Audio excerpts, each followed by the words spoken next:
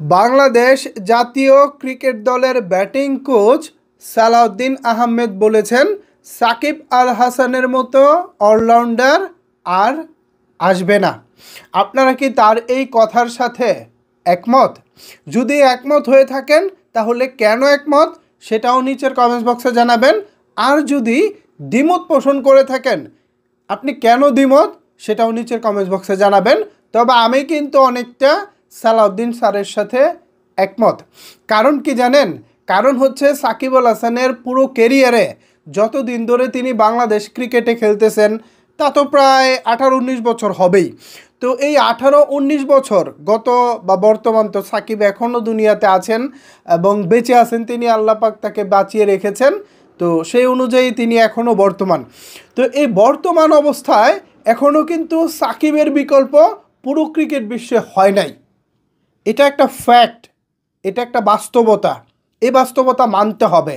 যেহেতু বিগত 20 বছরেও সাকিবের মতো অলরাউন্ডার পৃথিবীব্যাপী আসে নাই, সেহেতু সালাউদ্দিন আহমেদ ঠিকই বলেছেন। এছাড়া আমরা ভবিষ্যতের কথা তো আসলে কেউই গ্যারান্টি দিয়ে সেভাবে বলতে পারি না। অদূর ভবিষ্যতে হয়তো আসতেও পারে, সেটা বাংলাদেশ থেকে হতে পারে অথবা সেটা পৃথিবীতে অন্য কোনো দেশে হতে পারে। তবে আপাত দৃষ্টিতে গত 20 বছর বা গত 16-17 বছরের অ্যানালাইসিস যদি করি, তাহলে সাকিব আল হাসানের মতো টপ ক্লাস অলরাউন্ডার, যিনি দিনের পর দিন, মাসের পর মাস, বছরের পর বছর ধরে অলরাউন্ডার র্যাঙ্কিংয়ে 1 নম্বরে ছিলেন, তার মতো অলরাউন্ডার সত্যি ভবিষ্যতে পাওয়াটা বিরল হবে। এটা আমাদের বাংলাদেশের সৌভাগ্য বলতে পারি। সাকিব আল হাসানের মতো ক্রিকেটার আমরা পেয়েছি।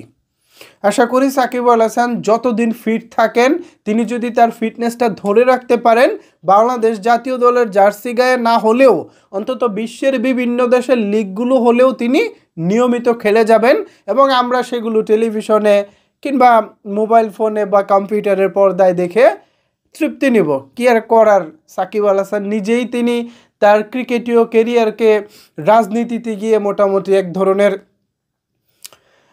বিপদেই ফেলে দিয়েছেন বলা চলে। এইটা নিয়ে আর নতুন করে বলার কিছু নয়, আপনারা সব কিছুই জানেন। সো সালাউদ্দিন আহমেদের সাথে আমি একমত। এখন আপনারাও তো একটা বড় ফ্যাক্ট, আপনারা যারা বাংলাদেশের ক্রিকেট প্রেমী দর্শক আছেন বা সাকিব আল হাসানের যারা ফ্যান ফলোয়ার আছেন, আপনারাও তো বড় একটা বিষয়, মানে বড় একটা গুরুত্বপূর্ণ একটা পার্ট। এই বিষয়টা নিয়ে আসলে আপনারা কি ভাবছেন? আপনাদের মতামতটা অনেক বেশি জরুরি।